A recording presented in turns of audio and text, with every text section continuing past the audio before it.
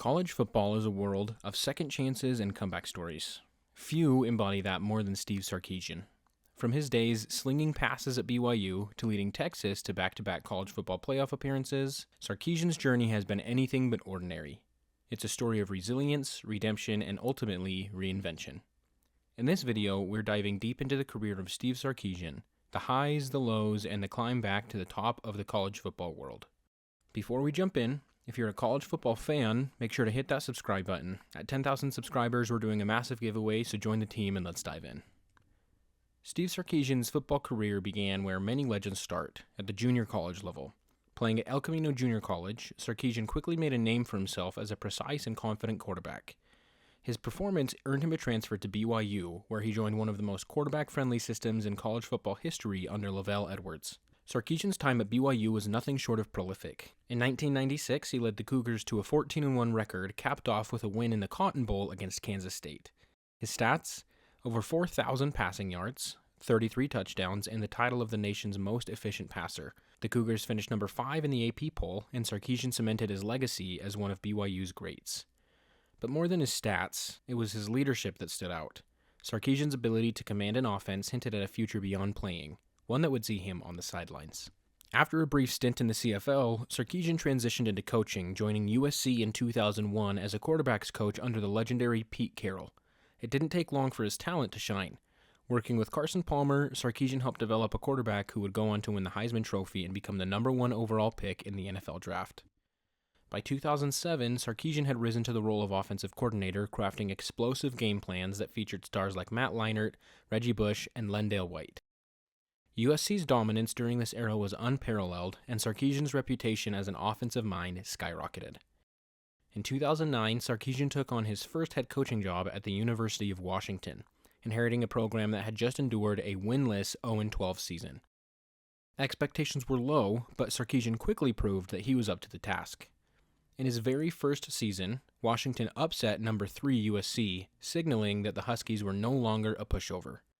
By 2010, Sarkisian had led the team to its first bowl game in nearly a decade, beating Nebraska in the Holiday Bowl.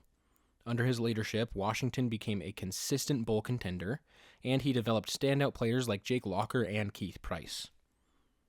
While Washington didn't reach elite status during his tenure, Sarkisian's work laid the foundation for the program's resurgence in the years to come.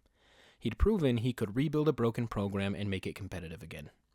In 2014, Sarkisian returned to USC, this time as head coach. Expectations were sky high. The Trojans were still recovering from NCAA sanctions, but many believed Sarkisian could lead them back to national prominence. His first season showed promise. USC finished 9-4 with a win over Nebraska in the Holiday Bowl. But behind the scenes, Sarkisian was battling personal demons. Reports of erratic behavior and alcohol abuse surfaced, culminating in a highly publicized incident at a booster event in 2015. Midway through the season, Sarkisian was placed on leave and ultimately fired. It was a devastating and very public fall from grace. Sarkisian later opened up about his struggles with alcoholism, seeking treatment and beginning the long road to recovery. After a year away from coaching, Sarkisian got an unexpected call from Nick Saban. Joining Alabama as an offensive analyst in 2016, Sarkisian quietly rebuilt his career, learning under one of the game's greatest minds. By 2019, he was Alabama's offensive coordinator, and in 2020, he led one of the most explosive offenses in college football history. Behind stars like Mac Jones, Devontae Smith, and Najee Harris, Alabama went 13-0 and won the national championship game. Sarkisian's offense averaged over 48 points per game, and his efforts earned him the Broyles Award as the nation's top assistant coach. It wasn't just a redemption story, it was a masterclass in offensive innovation. In 2021, Sarkisian was hired to lead the Texas Longhorns, a program desperate to return to its former glory. After dealing with nearly a decade of poor coaching hires, an already impatient fan base had grown even more impatient. Sarkisian's mandate was to deliver a national championship. His first season was a struggle, ending 5-7, and some fans were already calling for his head.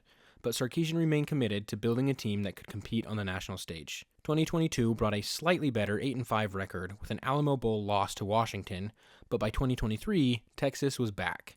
Led by quarterback Quinn Ewers, the Longhorns posted a 12-2 record, including a statement win over Alabama in Tuscaloosa. They capped off the season with a dominant 49-21 victory in the Big 12 championship game, securing their first conference title since 2009. While they fell short in the playoff semifinals, the season marked Texas's return to relevance. The Longhorns entered the SEC in 2024, and many doubted their ability to compete in the nation's toughest conference. Sarkisian silenced those doubts. Texas finished the regular season 11-1, waltzing their way to the SEC championship game in their very first year. After narrowly losing to Georgia in the SEC championship, Texas entered their second straight college football playoff appearance as the 5 seed. After dealing with ACC champion Clemson with ease, Texas faced a red-hot Big 12 champion Arizona State.